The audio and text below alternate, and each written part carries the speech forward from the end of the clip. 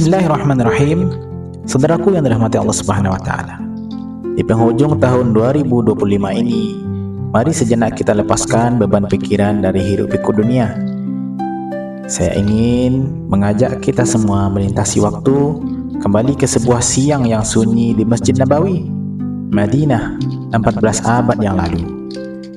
Mari kita bayangkan suasana saat itu. Matahari Madinah sedang terik-teriknya. Di dalam masjid yang sederhana, beratapan pelepah kurma, para sahabat duduk melingkar mengelilingi manusia yang paling mulia, yang paling mereka cintai, yaitu baginda Nabi Muhammad SAW. Suasana begitu khidmat, begitu hening, sampai digambarkan seolah-olah burung dapat hinggap di atas kepala mereka, karena tak ada satupun yang bergerak ataupun berbicara, saking menghayati apa yang disampaikan oleh baginda Nabi Muhammad SAW. Namun, ketenangan itu tiba-tiba pecah. Dari kejauhan muncullah seorang lelaki. Langkahnya mantap, membelah majelis. Seluruh mata sahabat terbelalak heran. Pakaiannya sangat putih, seputih salju yang tak tersentuh debu. Rambutnya sangat hitam, rapi, tanpa satu helai pun yang berantakan. Namun anehnya, Madinah adalah kota di tengah gurun. Siapapun yang datang dari perjalanan jauh pasti terlihat lusuh dan berdebu. Namun, lelaki ini tampak segar, bersih, tanpa tanda-tanda safar. Dan lebih aneh lagi adalah tak satu pun sahabatnya mengenalnya. Nah, siapakah orang ini? Siapakah lelaki ini? Ia langsung berjalan menuju Rasulullah SAW. Duduk sangat dekat, bahkan menempelkan lututnya ke lutut baginda Nabi Muhammad SAW. Hari itu, saudaraku sekalian yang dirahmati Allah Subhanahu wa taala, sebuah rahasia besar agama akan disingkap. Hari itu, langit sedang mengirimkan utusan terbaiknya untuk berdialog dengan penduduk bumi dalam sebuah majelis yang akan dikenal sebagai mahkota dari seluruh ajaran Islam. Inilah hadis Jibril alaihissalam. Nah, sebelum kita menyelami satu demi satu mutiara dari dialog agung ini, izinkan saya mengajak kita semua menjadi bagian dari perjalanan dakwah ini, agar cahaya ilmu itu terus menyala. Nah, caranya sangat sederhana, yaitu dengan menekan tombol subscribe. Jika suara ini memberi ketenangan bagi batin kita, mari kita klik subscribe dan aktifkan loncengnya agar kita bisa terus mendapatkan siraman rohani secara rutin, insyaallah. Dan jangan lupa like dan memberikan komentar. Meski kita tak bertatap muka, saya ingin kita saling mengenal. Nah, kita tulis di kolom komentar, Bismillah, saya menyimak. Dari kota mana kita berada.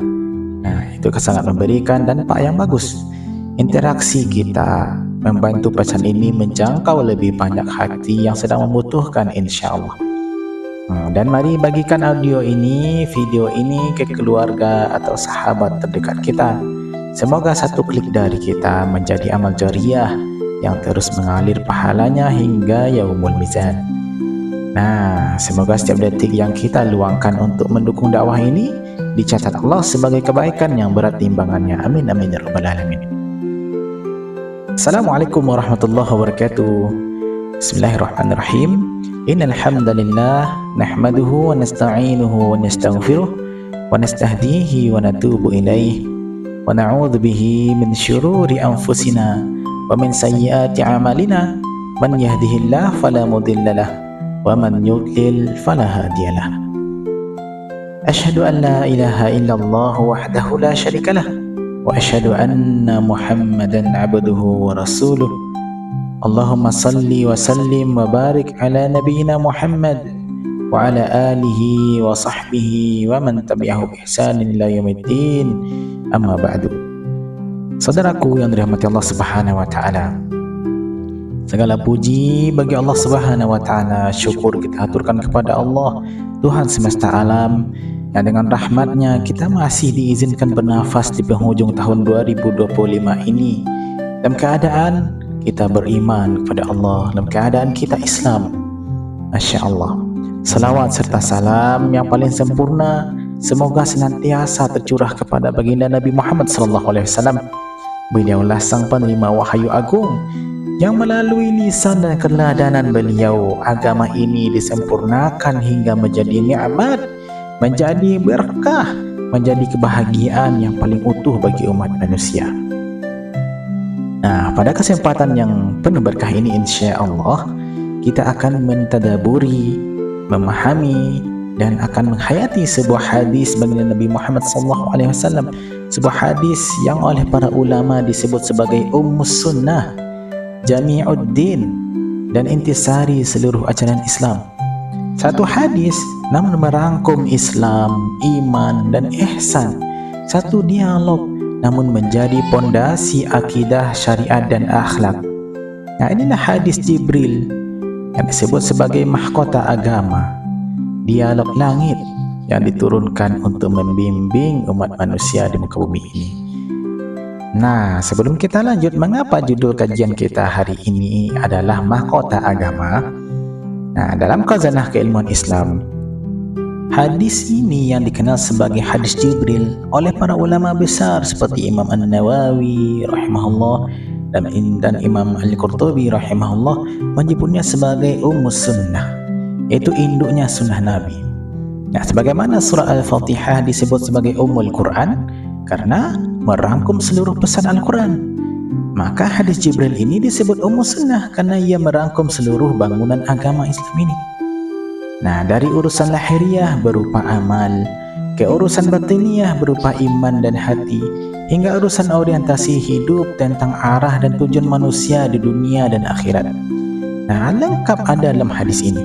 Nah, mengapa saya menyebut peristiwa ini sebagai dialog langit di bumi Madinah? Ini adalah momen sakral ketika pemimpin para malaikat, yaitu malaikat Jibril alaihissalam, turun ke bumi, menyamar sebagai manusia dan duduk di hadapan baginda Nabi Muhammad SAW.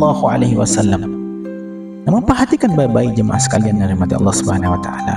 Malaikat Jibril datang bukan untuk menguji kecerdasan baginda Nabi Muhammad SAW, bukan pula karena Rasulullah SAW lupa akan ajaran Allah Subhanahu wa taala. Jibril datang sebagai instruktur langit yang sedang menyampaikan kurikulum kehidupan bagi Anda, saya dan kita semua. Nah, ia menyusun agama ini dengan rapi. Apa itu Islam, apa itu iman, dan apa itu ihsan.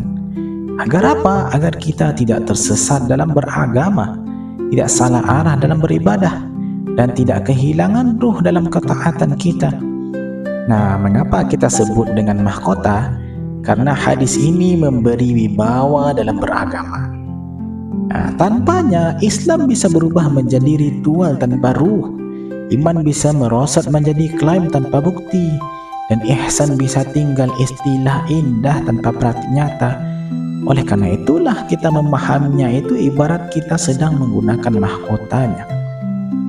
Nah, maka hari ini di penghujung tahun 2025 ini, 31 Desember 2025, mari kita pasang kembali mahkota itu di atas pemahaman kita.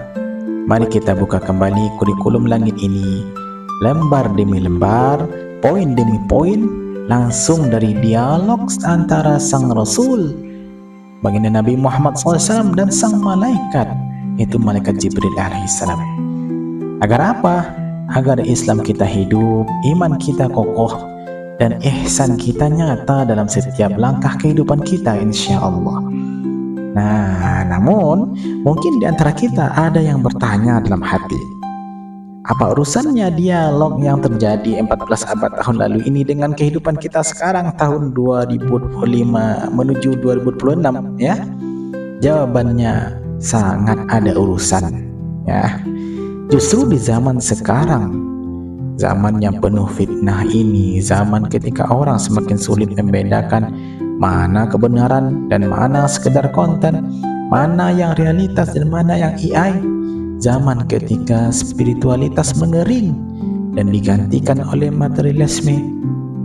Dan disitulah hadis Jibril alaihissalam ini hadir sebagai kompas bagi kita. Untuk seluruh zaman, ia tidak hanya sebatas satu generasi para sahabat, tidak, tapi untuk seluruh zaman sampai akhir zaman nanti. Hadis ini menjadi kompas kehidupan. Nah, kenapa demikian? Hadis ini mengajarkan kepada kita bagaimana beragama dengan benar, yaitu Islam. Bagaimana memiliki mentalitas dan keyakinan yang kokoh, yaitu iman. Dan bagaimana meraih puncak kebahagiaan spiritual, yaitu ihsan. Nah, maka dalam waktu-waktu ke depan ini, di kesempatan ini, di video ini, kita akan melakukan tadabbur, perenungan mendalam, mengkaji, memahami untuk memastikan apa? Apakah rumah agama yang kita bangun selama ini sudah memiliki pondasi, tiang, dan atap yang sempurna? Atau jangan-jangan selama ini kita hanya memiliki pintunya saja tanpa bangunan yang kokoh di dalamnya. Saudaraku yang dirahmati Allah Subhanahu wa taala, agar hati kita semakin mantap, agar pemahaman kita benar-benar bertumpu pada sumber aslinya, mari kita dengar teks lengkap hadis Jibril ini. Saya akan membacakannya secara perlahan. Mari kita resapi setiap kalimatnya. Bayangkan seolah-olah kita sedang berada duduk di Masjid Nabawi, menyaksikan langsung dialog agung ini terjadi. An Umar radhiyallahu ta'ala anhu aidan qala, dari Umar radhiyallahu ta'ala anhu, semoga Allah meridainya, ia berkata, bainama nahnu julusun 'inda Rasulillah sallallahu alaihi wasallam zata yaumin, pada suatu hari ketika kami sedang duduk di sisi Rasulullah sallallahu alaihi wasallam, ittala'a alaina rajulun shadidu bayadis siyabi shadidu sawadis sya'ri, tiba-tiba datang kepada kami seorang lelaki yang sangat putih pakaiannya dan sangat hitam rambutnya. La yura alaihi asarus safari wa la ya'rifuhu minna ahadun, tidak tampak padanya bekas perjalanan atau safar dan tidak seorang pun dari kami yang mengenalnya. Hatta jalasa ila Nabi SAW, lalu ia duduk di hadapan baginda Nabi Muhammad SAW. Fa asnada rukbatayhi ila rukbatayhi, lalu ia menyandarkan kedua lututnya ke lutut beliau. Wa wada'a kaffayhi ala fakhidhayhi, dan meletakkan kedua telapak tangannya di atas paha beliau. Wa qala, dan dia berkata, ya Muhammad, akhbirni anil Islam, wahai Muhammad, beritahukan kepadaku tentang Islam. Faqala Rasulullah SAW, maka Rasulullah SAW bersabda, al-Islamu an tashhada an la ilaha illallah, Islam adalah engkau bersaksi bahwa tidak ada Tuhan yang berhak disembah selain Allah, wa anna Muhammadan Rasulullah, dan engkau bersaksi bahwa Muhammad adalah utusan Allah, wa tuqimas shalah, dan engkau menegakkan salat, wa tu'tiyaz zakah, dan engkau menunaikan zakat, wa tasuma Ramadan, dan engkau berpuasa di bulan Ramadan, wa tahujjal baita in istata'ta ilaihi sabila, dan engkau berhaji ke Baitullah jika engkau mampu menempuhnya. Qala saddaqta, lalu orang ini berkata, engkau benar. Fa'ajibna lahu yas'aluhu wa yusaddiquh, maka kami pun heran, ia yang bertanya, ia pula yang membenarkannya. Qala fa akhbirni anil iman, orang ini lagi kemudian berkata, wahai Muhammad, beritahukan kepadaku tentang iman. Qala Rasulullah SAW, baginda Nabi Muhammad SAW bersabda, an tu'mina billah, engkau beriman kepada Allah, wa malaikatihi, dan kepada malaikat-malaikatnya, wa kutubihi, dan kitab-kitabnya, wa rusulihi, dan rasul-rasulnya, wal yaumil akhir, dan beriman pada hari akhir, wa tu'mina bil qadari khairihi wa syarrih, dan engkau beriman kepada takdir yang baik maupun yang buruk. Qala saddaqta, dan orang itu berkata lagi, engkau benar. Nah, dan dia bertanya kembali, qala fa akhbirni anil ihsan, beritahukan kepadaku tentang ihsan. Qala Rasulullah SAW bersabda, an ta'budallaha ka'annaka tarahu, engkau menyembah Allah seakan-akan engkau melihatnya. fa in lam takum tarahu fa innahu yaraka. Jika engkau tidak melihatnya, maka sesungguhnya dia melihatmu. Nah, qala fa akhbirni anis sa'ah. Nah, orang ini kemudian berkata lagi, beritahukan kepadaku tentang hari kiamat. Qala, Rasulullah SAW bersabda, mal mas'ulu anha bi'a'lama minas sa'il. Yang ditanya tidak lebih tahu daripada yang bertanya. Qala fa akhbirni an amaratiha. Dan orang itu pun berkata, beritahukan kepadaku tentang tanda-tandanya. Qala, Rasulullah SAW bersabda, an talidal amatu rabbataha. Seorang budak perempuan melahirkan tuannya. Wa antaral hufatal uratal alata ri'a asy-sya'i. Dan engkau melihat orang-orang yang tidak beralas kaki, tidak berpakaian, miskin, pengembala kambing. Yatatawaluna fil bunyan. Mereka saling berlomba meninggikan bangunan. Summan talaqa falabistu maliya. Kemudian orang itu pun pergi, dan aku terdiam beberapa saat. Summa qala, ya Umar, atadri manis sa'il? Lalu Rasulullah SAW bersabda, wahai Umar, tahukah engkau siapa yang bertanya itu? Qultu Allahu wa rasuluhu a'lam. Aku pun menjawab, Allah dan Rasulnya lebih mengetahui. Qala fa innahu Jibril ataakum yu'allimukum dinakum. Rasulullah SAW bersabda, sesungguhnya dia adalah Jibril yang datang kepada kalian untuk mengajarkan agama kalian. Rawahu Muslim. Hadis riwayat Imam Muslim. Nah, saudara-saudari, bapak-bapak, ibu-ibu yang dirahmati Allah Subhanahu wa taala, mari kita bawa imajinasi kita kembali ke 1400 tahun yang lalu. Kita bayangkan sebuah siang yang terik di Madinah. Matahari tepat di atas kepala menyengat pasir hingga terasa berpijar. Di dalam Masjid Nabawi yang sederhana, beralaskan pasir dan beratap pelepah kurma, para sahabat duduk melingkar mengelilingi Rasulullah SAW. Suasana begitu hening hingga suara napas pun seakan terdengar. Tiba-tiba muncullah seorang pria, bukan pula penduduk Madinah. Pakaiannya putih cemerlang tanpa noda debu sedikit pun, rambutnya hitam legam, tak tampak bekas perjalanan darinya sedikit pun. Ia melangkah dengan tenang, lalu duduk tepat di hadapan Nabi Muhammad SAW, menyentuhkan lututnya ke lutut beliau dan meletakkan kedua tangannya di atas paha baginda Nabi Muhammad SAW. Sebuah pemandangan yang sangat dekat, sangat santun dan penuh teka-teki. Ya kan? Dialah Jibril alaihissalam yang datang membawa peta perjalanan rohani bagi kita semua. Nah, para ulama, diantaranya Imam Ibn Hajar al-Asqalani menjelaskan bahwa cara Jibril hadir ini bukan kebetulan. Secara psikologi pendidikan, ini adalah bentuk active learning. Jibril tidak langsung memberi ceramah Bapak Ibu. Ia membangkitkan rasa ingin tahu melalui penampilan, sikap dan pertanyaan. Dari peristiwa ini, kita dapat menarik 3 pelajaran besar, yaitu pelajaran tentang adab. Nah, yang pertama adalah estetika sang penuntut ilmu. Nah, perhatikan bagaimana Sayyidina Umar radhiyallahu taala anhu membuka hadis ini, yaitu pakaiannya sangat putih, rambutnya sangat hitam.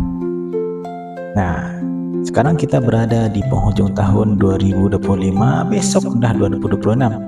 Mungkin kita bertanya apa pentingnya penampilan dalam majelis ilmu atau dalam belajar. Imam An-Nawawi dalam Syarah Sahih Muslim menjelaskan bahwa Jibril sedang mengajarkan ta'lim bil hal, yaitu mengajar melalui perbuatan sebelum kata-kata.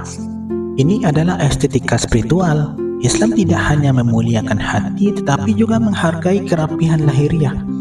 Jadi sebelum menuntut ilmu, sebelum menghadap Allah dalam salat, bahkan sebelum menyimak kajian online sekalipun, perhatikan keadaan diri dan hati kita. Nah, Jibril datang dalam kondisi terbaiknya sebagai bentuk penghormatan kepada wahyu. Sentuhan halus untuk kita semua. Kadang kita mengenakan pakaian terbaik saat bertemu manusia, namun menghadap Allah, masa dengan persiapan seadanya. Padahal keindahan lahir adalah cermin penghormatan batin. Nah, lalu mari kita perhatikan posisi duduk. Umar radhiyallahu taala anhu berkata, ia menyandarkan lututnya ke lutut Nabi dan meletakkan kedua tangannya di atas paha beliau. Nah, ini adalah posisi yang sangat dekat, namun sangat beradab. Dalam ilmu komunikasi modern, ini disebut dengan upaya meminimalkan jarak. Agar apa? Agar pesan terserap dengan utuh. Nah, di sini malaikat Jibril mengajarkan kepada kita bahwa ilmu itu harus dengan kesiapan tubuh dan fokus hati.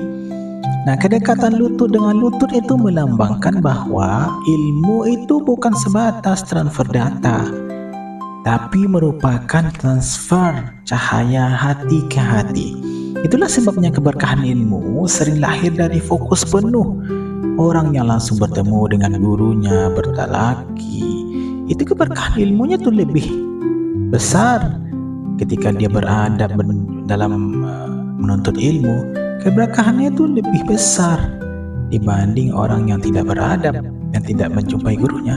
Namun tentu di balik itu, yang dibutuhkan adalah fokus penuh, baik di majelis langsung maupun dalam ruang digital yang dijalani.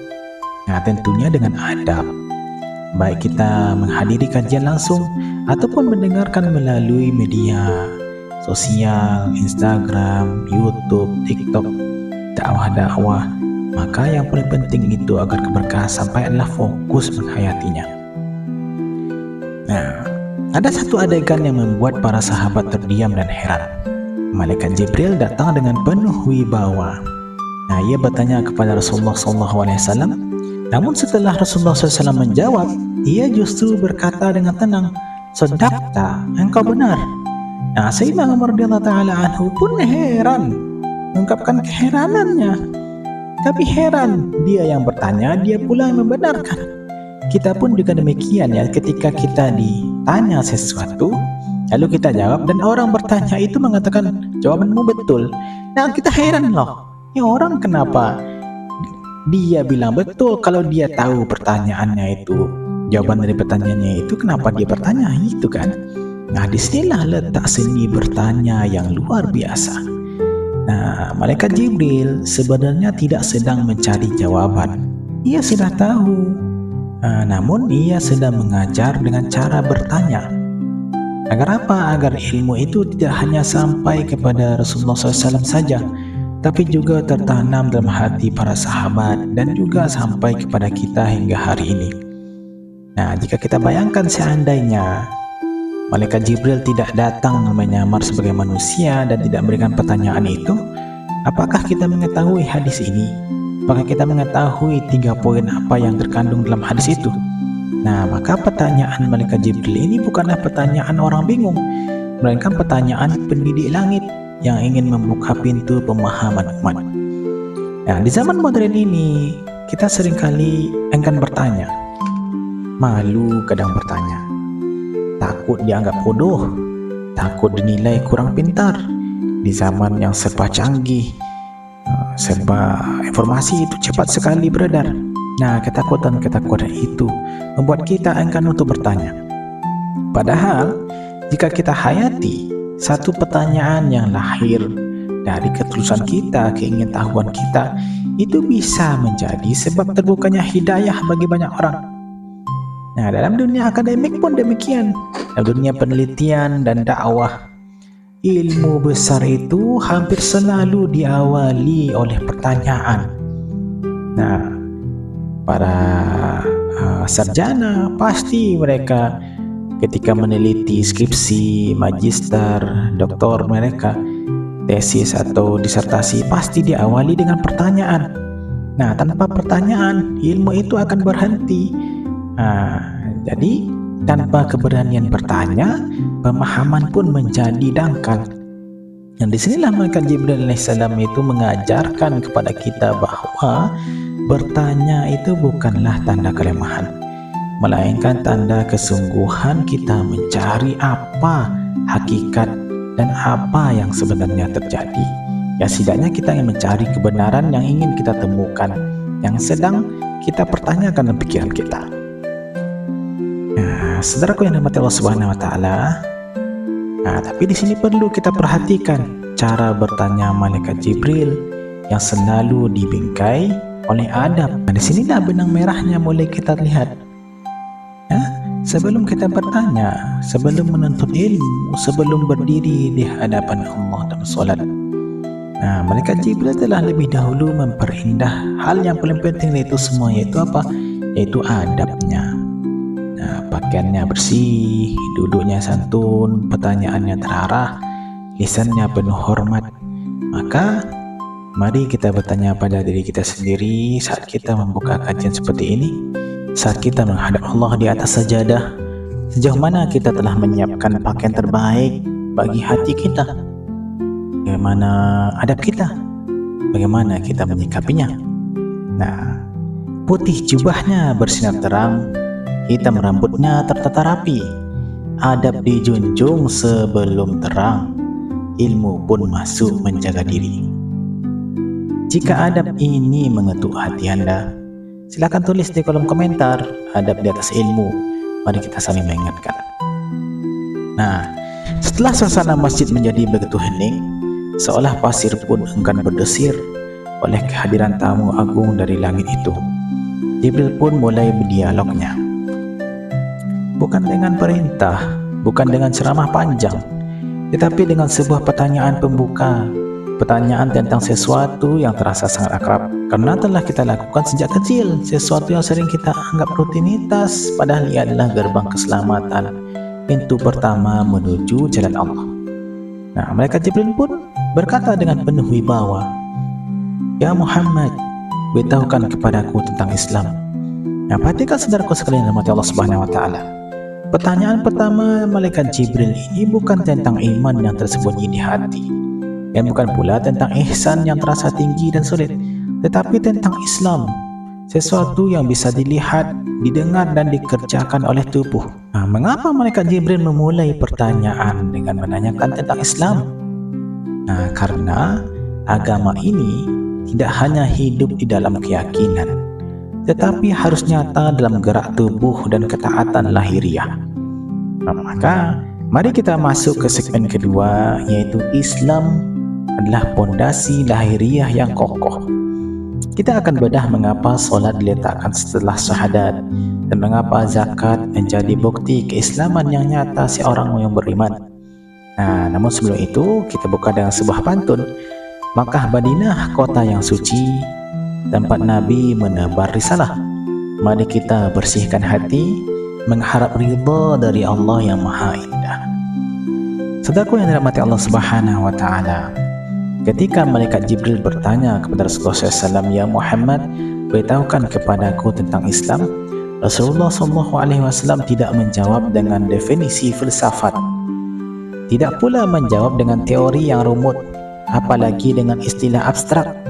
Namun Rasulullah SAW langsung menyebutkan 5 perbuatan nyata. Mengapa? Karena Islam adalah urusan lahiriah. Islam adalah apa yang tampak dari anggota tubuh kita, dan Islam adalah apa yang bergerak, apa yang tunduk, dan apa yang patuh. Bayangkan Islam sebagai tubuh. Saat kening menyentuh tanah, saat perut menahan lapar, saat tangan merogoh harta, saat kaki melangkah menuju Baitullah, itulah Islam. Dan di penghujung tahun 2025 ini sering kita dengar kalimat, yang penting hatinya baik. Yang gak salat tapi hatinya bersih. Hadis Jibril ini meluruskan cara berpikir seperti itu. Cinta sejati itu selalu menuntut bukti. Jika seseorang mengaku cinta tapi tak pernah hadir, tak pernah berkorban, tak pernah setia, mana bisa itu disebut dengan cinta? Maka Islam adalah proklamasi ketaatan yang bisa dilihat oleh dunia. Bukan sebatas identitas di KTP jemaah sekalian rahmati Allah Subhanahu wa taala, dan bukan pula sekedar status, tapi itu adalah penghambaan yang nyata. Nyata luar dan nyata di dalamnya. Mari kita bedah 5 rukun ini, yaitu rukun Islam sebagai pilar kehidupan kita, kurikulum kehidupan kita, kehidupan orang-orang yang beriman. Yang pertama adalah syahadat. Ini adalah proklamasi realitas. Nah, dengan syahadat ini kita memutus kontrak dengan ego kita dan menandatangani kontrak dengan Allah. Ini adalah pintu di mana kita meninggalkan status hamba dunia menjadi hamba Allah. Namun proklamasi tanpa tindakan hanya akan menjadi slogan kosong. Maka hadirlah yang kedua, yaitu rukun Islam, salat. Nah, pertanyaannya menariknya adalah mengapa solat disebut setelah syahadat? Kenapa nggak puasa dulu atau haji dulu? Nah, syahadat itu adalah ibarat proklamasi. Nah, kita baru saja mendaftar menjadi hamba Allah. Nah, solat adalah verifikasi pendaftaran itu. Ibarat kita melamar kerja di perusahaan besar, syahadat itu tanda tangan kontraknya.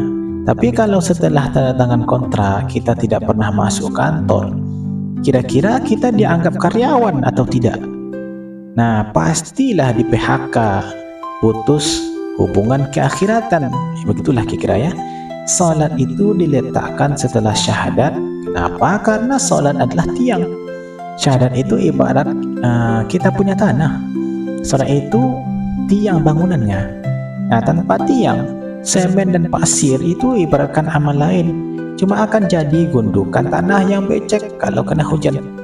Oleh karena itulah, solat adalah cara kita membuktikan bahwa syahadat kita itu tidak hanya di mulut saja atau tidak hanya di status saja. Nah, lalu yang ketiga yaitu zakat. Rukun Islam yang ketiga, zakat. Pertanyaannya, kenapa ada zakat? Nah, jadi begini.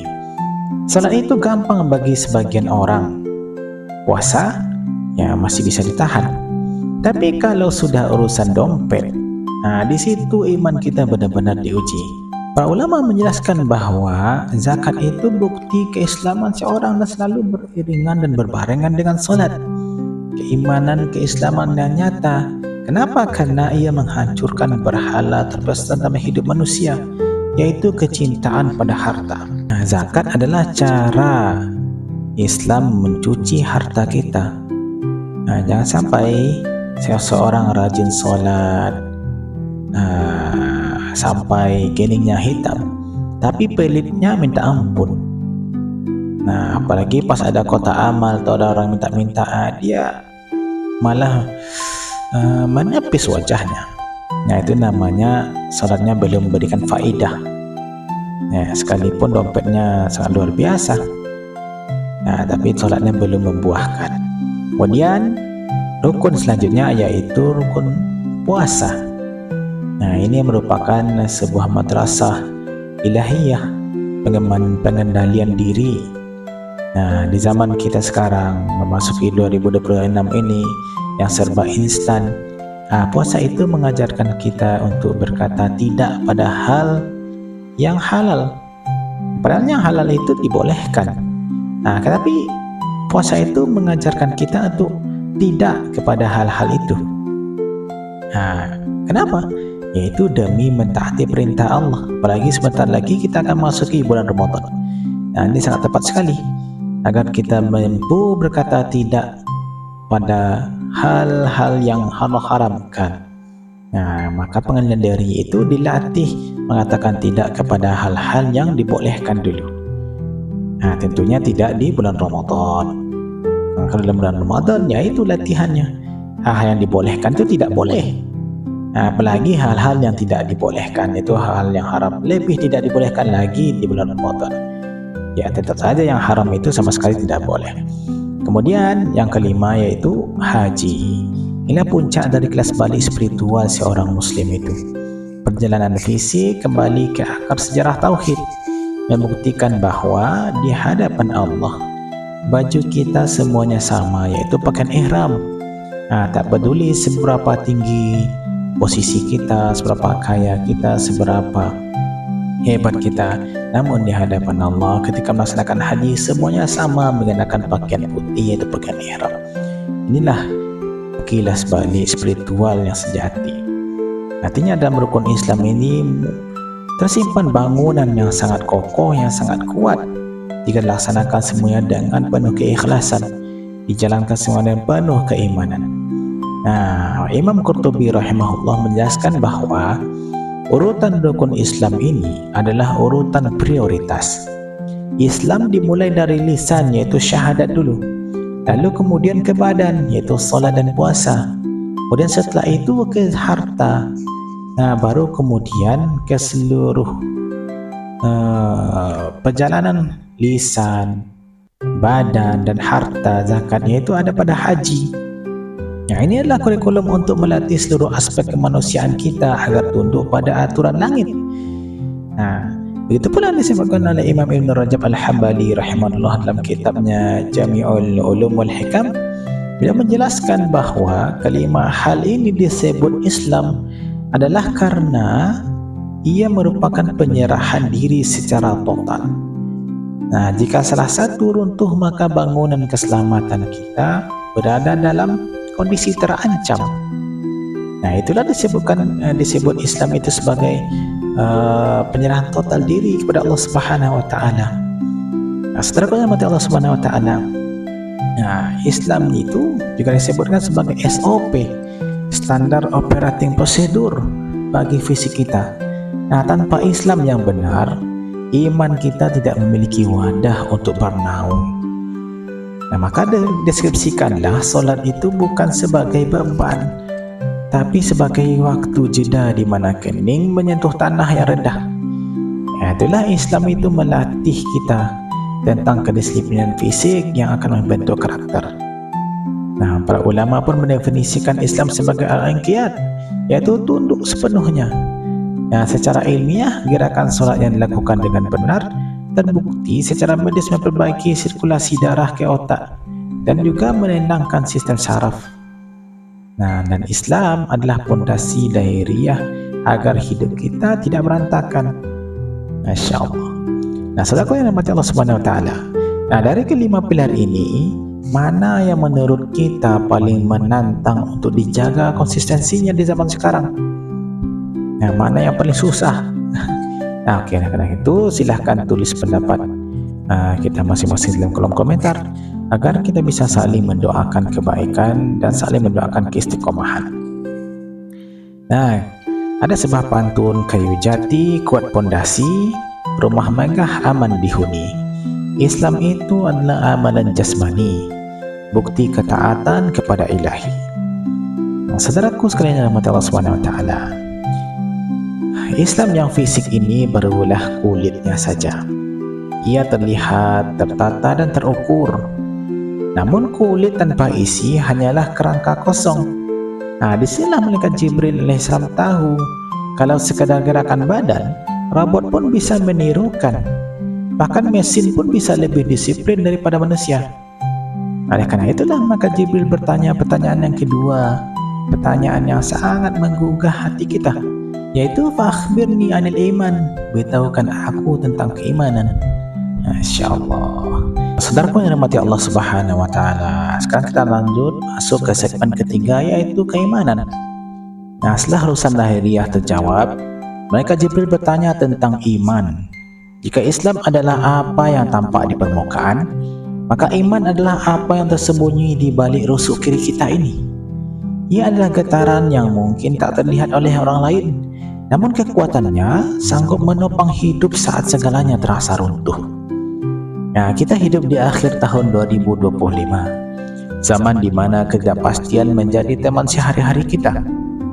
Kita melihat perubahan begitu cepat, kecemasan akan masa depan, atau mungkin rasa kehilangan yang mendalam. Nah, disinilah iman itu bekerja. Iman kepada takdir misalnya, bukan sekedar konsep di buku teks. Ia adalah jangkar yang menahan kapal jiwa kita agar tidak hancur dihantam badai depresi.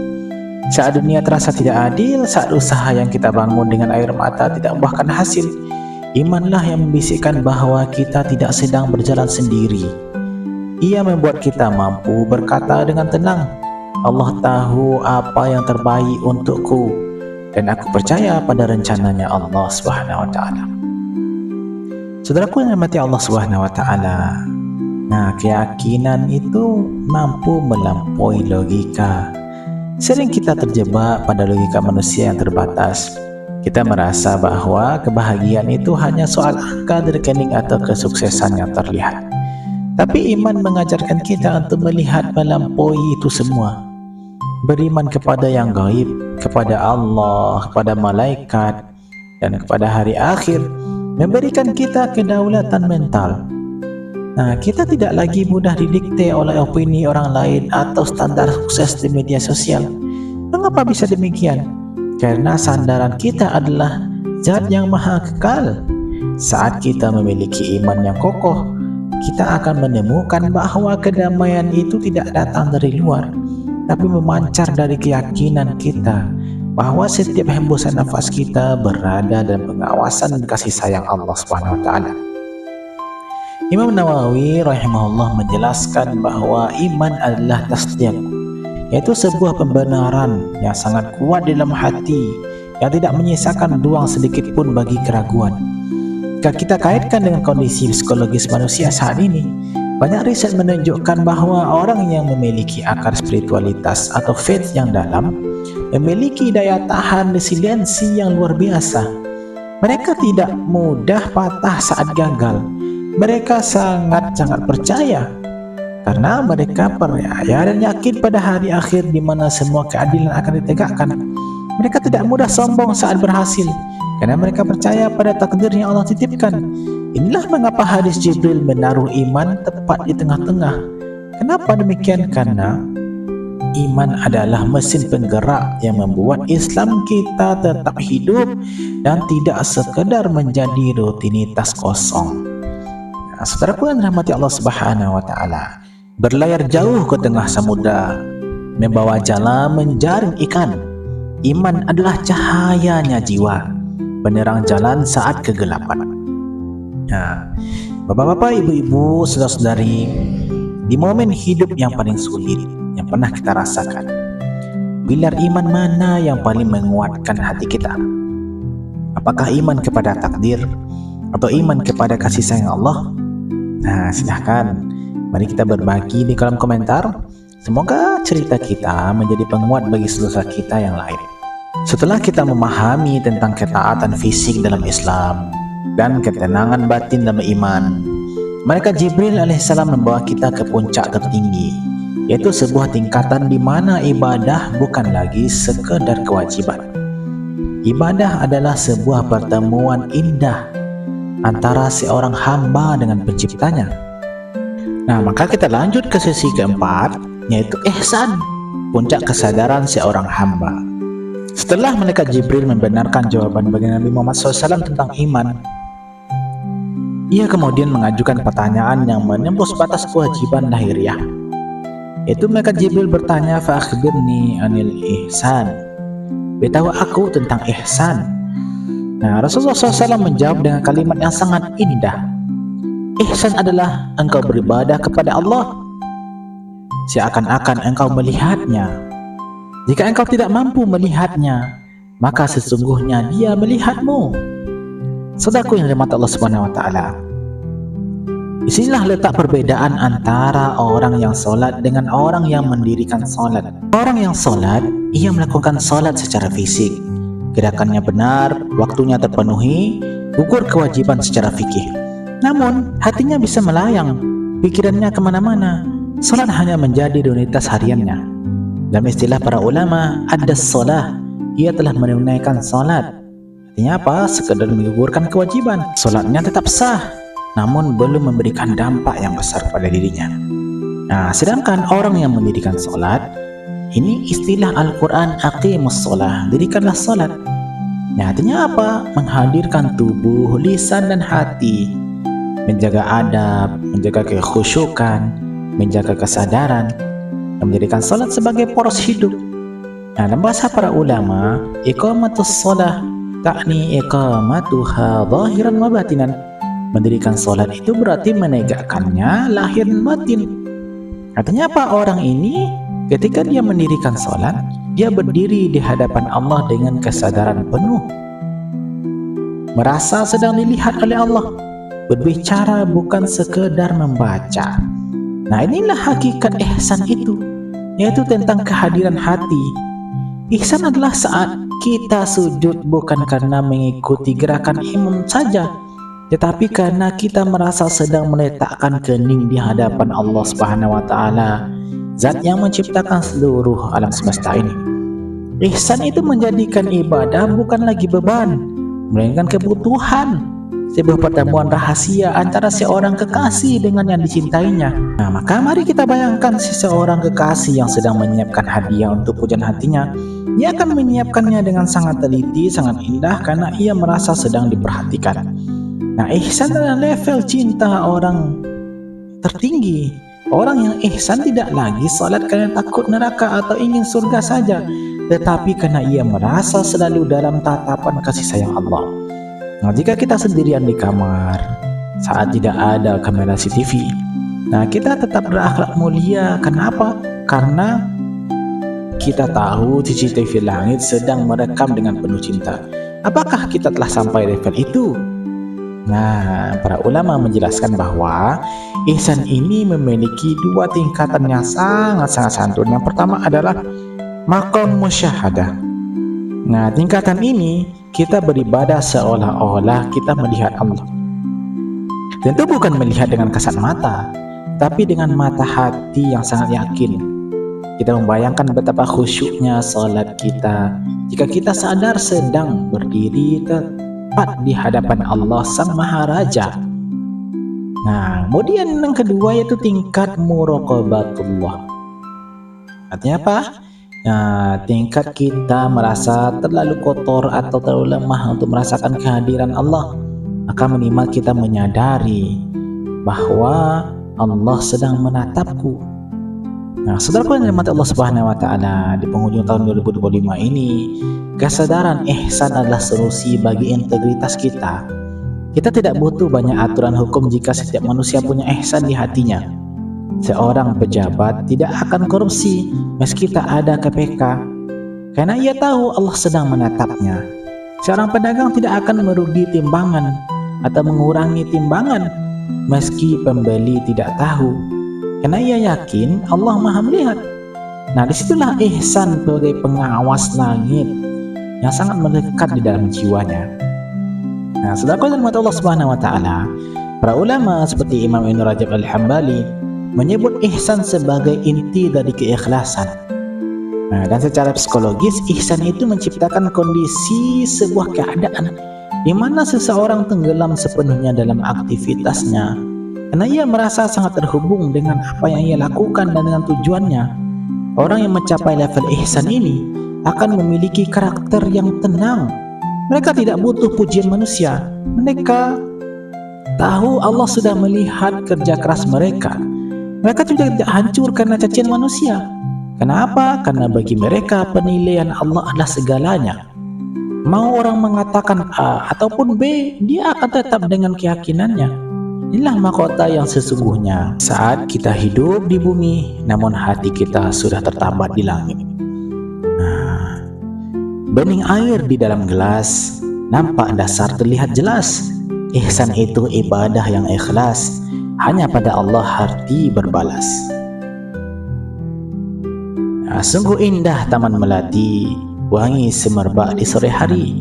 Ihsan itu beningnya hati, merasakan Tuhan di dalam diri. Nah, saudaraku yang dirahmati Allah Subhanahu wa taala, pernahkah kita merasakan satu momen sholat atau zikir yang begitu dalam sampai kita menangis karena merasa sangat dekat dengan Allah? Nah, jika pernah merasakan demikian, maka jangan sungkan tuliskan alhamdulillah dan bagi cerita di dalam komentar. Nah, mereka tahu itu bisa menjadi secercah cahaya bagi saudara-saudara kita yang juga ikut membaca komentar. Saudaraku yang dirahmati Allah Subhanahu wa taala. Nah, setelah kita melihat bagaimana dialog dan malaikat Jibril bertanya tentang ihsan kepada baginda Nabi Muhammad SAW, dialog ini tidak berhenti di sana. Malaikat Jibril kemudian menanyakan sesuatu yang menjadi rahasia terbesar waktu, sesuatu yang membuat kita semua harus waspada tentang akhir dari perjalanan dunia ini. Malaikat Jibril bertanya, "Fa akhbirni anis sa'ah." Beritahu aku kapan kiamat terjadi. Nah, jawaban Rasulullah SAW sangat jujur dan rendah hati. Beliau menjawab, "Mal mas'ulu anha bi'a'lama minas sa'il." Yang ditanya tidak lebih tahu daripada yang bertanya. Saudaraku yang dirahmati Allah Subhanahu wa taala, ini adalah pelajaran besar bagi kita di akhir tahun 2025 ini, yaitu tentang kerendahan hati ilmiah, bahwa manusia paling mulia dan malaikat paling utama tidak tahu kapan kiamat terjadi. Ini menunjukkan bahwa ada hal-hal yang menjadi rahasia ilahi. Maka janganlah kita tertipu oleh ramalan-ramalan atau klaim-klaim tanggal tertentu kiamat. Fokus kita bukan kapan dunia ini berakhir, tapi apa yang sudah kita siapkan sebelum kita berakhir. Di sini pula ada pesan tersiratnya, yaitu fokuslah pada bekal, bukan pada jadwal. Namun saudaraku yang dirahmati Allah Subhanahu wa taala, malaikat Jibril tidak berhenti sampai di situ. Ia bertanya tentang tanda-tanda hari kiamat. Maka perhatikan jawabannya. Rasulullah SAW tidak menyebut tanggal, tidak menyebut tahun, tidak menyebut peristiwa kosmik yang jauh. Beliau justru menyebut dua fenomena sosial, dua gejala yang bisa kita saksikan dengan mata kepala kita sendiri. Seolah-olah Nabi SAW sedang mengajak kita bercermin yang hari ini banyak terjadi. Yang pertama adalah budak melahirkan tuannya, yaitu runtuhnya adab dan kasih. Rasulullah SAW bersabda, "Antalidal amatu rabbataha." Seorang budak perempuan melahirkan tuannya. Para ulama seperti Imam An-Nawawi rahimahullah dan Imam Ibnu Hajar Al-Asqalani menjelaskan, ini bukan sebatas soal status sosial. Ini adalah simbol runtuhnya tatanan adab.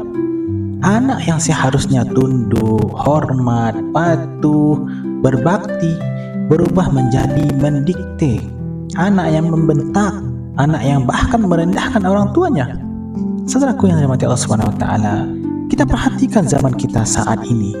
Berapa banyak orang tua yang hadir secara fisik tapi diabaikan secara batin oleh anak-anaknya, bahkan menantunya, bahkan cucunya. Kalah perhatian dari layar gawai pun juga demikian.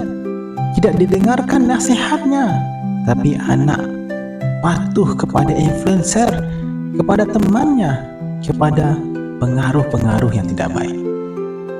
Inilah kiamat adab, ketika rumah tangga tidak lagi menjadi madrasah cinta, ketika rumah tangga hanya sebatas tempat singgah, maka lahirlah generasi yang kehilangan akar. Akarnya tidak kuat, seperti akar sawit yang tak mampu menahan genangan air, tidak mampu menahan banjir. Rasulullah SAW sedang memperingatkan kita, kiamat itu dimulai dari dalam rumah. Nah, gimana? Kiamat itu dimulai dari dalam rumah. Tanda-tanda terlihat zaman sekarang ini banyak terjadi. Kemudian yang kedua, pengembala berlomba meninggikan bangunan. Nah, ini artinya apa? Pergeseran nilai kehidupan. Nah, sebenarnya Rasulullah SAW kan, wa antara al-hufat al-urat al-alata ri'a asya'i yatatawaluna fil bunyan. Engkau melihat orang-orang yang dahulu miskin, tidak beralas kaki, pengembala kambing, berlomba-lomba meninggikan bangunan. Ini bukan sebuah hinaan terhadap profesi, saudara yang dirahmati Allah Subhanahu wa taala. Islam memuliakan kerja keras. Namun ini adalah kritik terhadap orientasi hidup manusia. Orang-orang yang dahulu hidup sederhana, ketika mendapatkan dunia justru menjadikan dunia sebagai tujuannya. Hari ini kita hidup di zaman lomba gedung tertinggi, lomba rumah termegah, lomba konten paling mewah. Sosial media menjadi etalase kesuksesan palsu, pamer. Ya, manusia sibuk membangun yang terlihat, namun melupakan dasar yang menopang dia sendiri. Hati dibiarkan kosong. Asalkan apa? Tembok berdiri megah. Nah, di sini Rasulullah SAW sedang memotret pergeseran besar dari spiritualitas menuju materialitas, dari kedalaman makna menuju ketinggian simbol belaka. Nah, saudaraku yang dirahmati Allah Subhanahu wa taala, itulah mengapa Rasulullah SAW memberikan dua tanda-tanda kiamat itu. Nah, dan ini kenapa masuk dalam hadis ini? Karena ini merupakan suatu hal yang penting. Karena masih dalam balutan adab. Semuanya Islam itu adalah adab sebenarnya, akhlak sebenarnya. Nah, setelah dialog agung itu usai, lelaki misterius itu ya. Jadi pada dasarnya para sahabat tidak tahu siapa nih yang bertanya nih, sehingga diceritakan dalam akhir hadis itu laki-laki ini masih misterius. Nah, ia pun kemudian pergi. Lalu yang menariknya adalah Rasulullah SAW bertanya kepada Umar, "Wahai Umar, tahukah engkau siapa yang tadi bertanya?" Nah, dengan penuh adab dan santun hormat Umar pun menjawab, "Allah dan Rasulnya lebih mengetahui."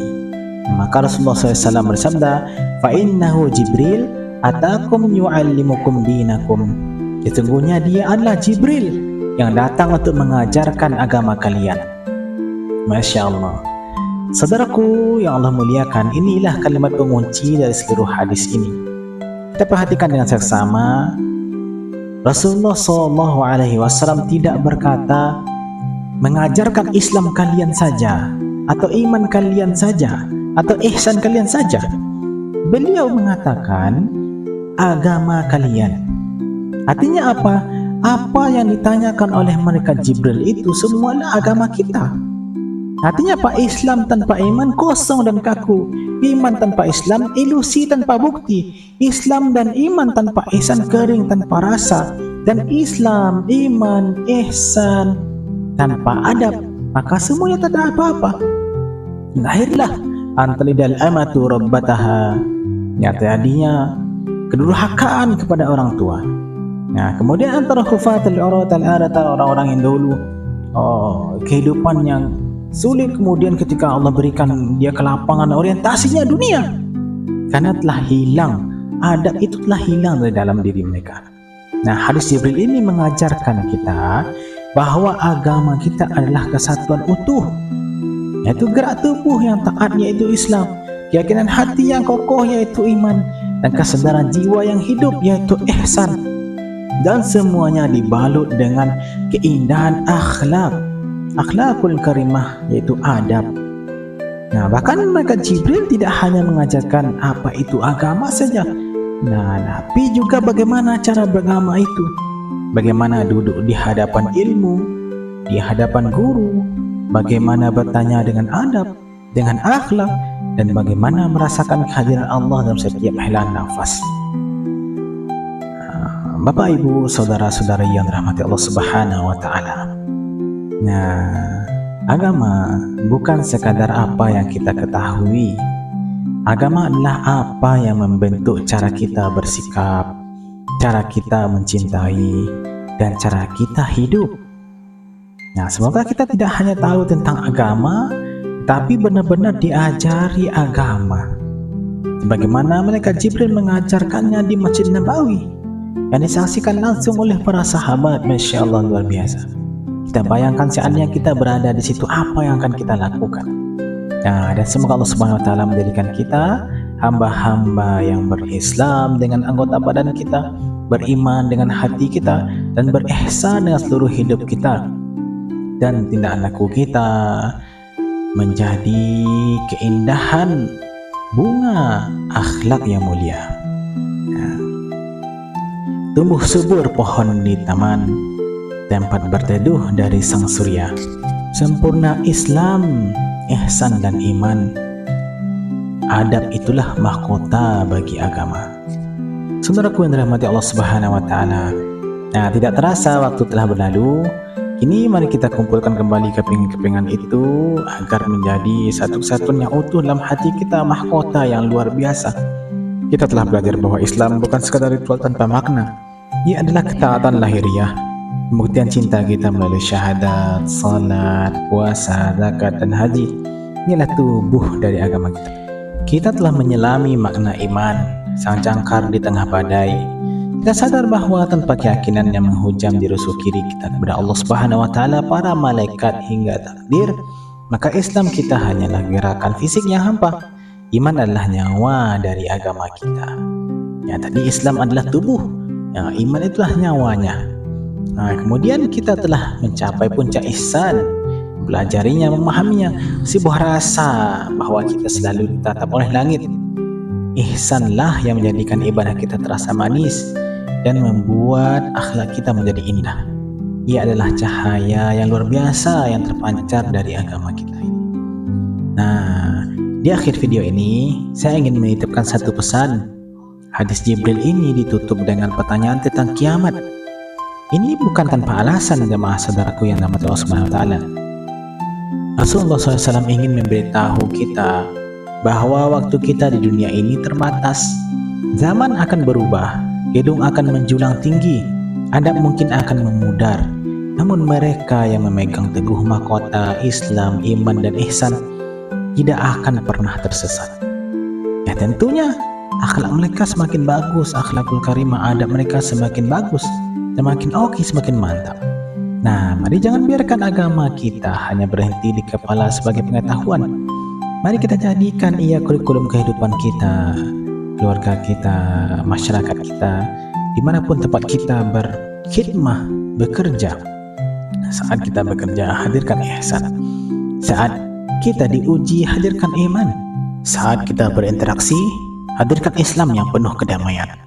Matahari yang terbenam hari ini, tanggal 31 Desember 2025, bukan sekadar penanda berakhirnya sebuah hari. Ia adalah penutup tirai bagi seluruh lembaran amal kita sepanjang tahun 2025 ini. Nah, kita telah melewati berapa jam waktu membedah hadis Jibril, seolah menjadi teguran lembut dari Allah Subhanahu wa taala kepada kita. Wahai hambaku, dengan akal apa engkau menutup tahun ini dan menatap tahun 2026? Apakah Islam kita semakin teguh dalam ketaatan? Apakah iman kita bertambah kokoh saat dihantam badai ujian? Dan apakah ihsan sudah mulai hidup dalam sholat dan ibadah kita? Nah, mari kita jadikan detik-detik terakhir tahun 2025 ini sebagai momentum untuk bersimpuh. Kita tinggalkan kesombongan, kita tinggalkan atribut dunia, dan kita mengadah sepenuh hati kehadirat Allah Subhanahu wa taala yang Maha Pengasih lagi Maha Penyayang, yang Maha mendengarkan curhatan hamba-hambanya. Nah, mari kita berdoa bersama-sama dimanapun kita berada, diaminkan, dan semoga Allah ijabah doa-doa kita. Bismillahirrahmanirrahim. Alhamdulillahirabbil alamin. Allahumma salli wa sallim ala sayyidina Muhammadin wa ala alihi wa sahbihi ajma'in. Ya Allah, ya Rahman, ya Rahim, di penghujung tahun 2025 ini kami bersimpuh di hadapan-Mu. Kami menyadari betapa banyak nikmat-Mu yang Engkau limpahkan, namun betapa sedikit syukur yang mampu kami kembalikan. Ya Allah yang Maha Pengampun, ampunilah dosa-dosa kami sepanjang tahun ini, dosa yang terang-terangan maupun yang tersembunyi. Ampunilah pandangan mata kami, lisan kami, dan hati kami yang sering terjangkiti ria dan kesombongan dan terjatuh ke dalam kemaksiatan. Jangan Engkau tutup tahun 2025 kami ini kecuali Engkau telah menghapus seluruh catatan hitam dalam buku catatan kami. Ya Allah, pemilik kemuliaan agama, jadikan Islam kami di tahun mendatang lebih berkualitas. Perbaikilah solat kami, mudahkanlah lisan kami untuk berzikir, dan lembutkanlah hati kami serta tangan kami untuk bersedekah. Ya Allah ya muqallibal qulub, kokohkan iman kami. Engkau tahu beratnya ujian yang kami lalui tahun ini. Jangan biarkan hati kami goyah. Jadikan setiap kesulitan sebagai penggugur dosa dan pengangkat derajat kami di sisi-Mu ya Allah. Tanamkanlah rasa ihsan dalam setiap helaan nafas kami, agar kami selalu merasa dalam pengawasan-Mu, baik saat sendiri maupun di tengah keramaian. Ya Allah yang Maha Pemberi rezeki, berkahilah sisa umur kami. Limpahkanlah rezeki yang penuh berkah kepada kami, anak kami, istri kami, ayah ibu kami, saudara-saudari kami, guru-guru kami. Jika Engkau izinkan kami melangkah ke tahun 2026 ini, jadikanlah ia tahun kemenangan roh hati kami. Jadikan kami kepada Al-Quran, jadikan Al-Quran pelipur hidup kami, jadikan Al-Quran teman keseharian kami. Dekatkan kami dengan majelis ilmu dan kumpulkan kami bersama orang-orang yang soleh. Allahumma rzuqna ilman nafi'an wa rizqan tayyiban wa amalan salihan mutaqabbalan. Allahumma ighfir lana wa liwalidina warhamhum kama rabbawna shighara. Allahumma zalamna anfusana wa illam taghfir lana wa tarhamna lanakunanna minal khasirin. Allahumma rzuqna rizqan halalan tayyiban Allahumma inna nas'aluka husnal khatimah. Allahumma inna nas'aluka husnal khatimah. Allahumma inna nas'aluka husnal khatimah. Allahumma hab lana min azwajina wa dzurriyyatina qurrata a'yun waj'alna lil muttaqina imama. Rabbana atina fid dunya hasanah wa fil akhirati hasanah wa qina adzabannar. Ya Allah ya Arhamar Rahimin. Amin amin ya rabbal alamin. Saudaraku sekalian yang dirahmati Allah SWT, terima kasih telah menjadi bagian dari perjalanan spiritual channel ini sepanjang tahun 2025. Semoga tayangan ini menjadi amal penutup tahun yang diridhai Allah, baik bagi saya yang menyampaikan maupun kita, Anda yang menyimak. Nah, sebagai penutup, mari silakan tulis satu doa atau harapan terbaik kita untuk tahun 2026 ini. Harapan terbaik Anda di kolom komentar. Mari kita saling mengaminkan doa saudara kita seiman. Nah, bagikan, kirim video ini ke keluarga atau orang terdekat. Satu hati yang kembali kepada Allah, insya Allah melalui perantaraan Anda nilainya lebih baik daripada dunia dan seisinya. Nah, mari jangan lupa dukung dakwah ini dengan subscribe agar kita bisa terus berjalan bersama dalam dakwah dan tadabbur Al-Quran, dan agar banyak orang yang mendapatkan hikmah. Nah, sebelum kita menutup video ini, sebelum Anda menghentikan tayangan video ini, nah, tuliskan satu kata yang menggambarkan perasaan Anda saat ini: tenang, sadar, atau bangkit. Nah, insya Allah apapun yang kita tulis semoga menjadi sebuah keberkahan. Nah, saya Fadil Tamsin, mohon maaf lahir batin atas segala kekurangan. Kebenaran hanya milik Allah dan kesalahan adalah milik saya pribadi sebagai manusia. Semoga di tahun 2026 ini kita menjadi pribadi yang lebih baik, lebih dekat kepada Allah, dan mencapai apa yang menjadi cita-cita kita. Subhanakallahumma bihamdika asyhadu an la ilaha illa anta astaghfiruka wa atubu ilaik. Jahit kebaya dengan benang sutra, dipakai indah di acara pesta. Semoga ceramah ini menjadi mutiara, bekal berharga kita menuju surga. Assalamualaikum warahmatullahi wabarakatuh.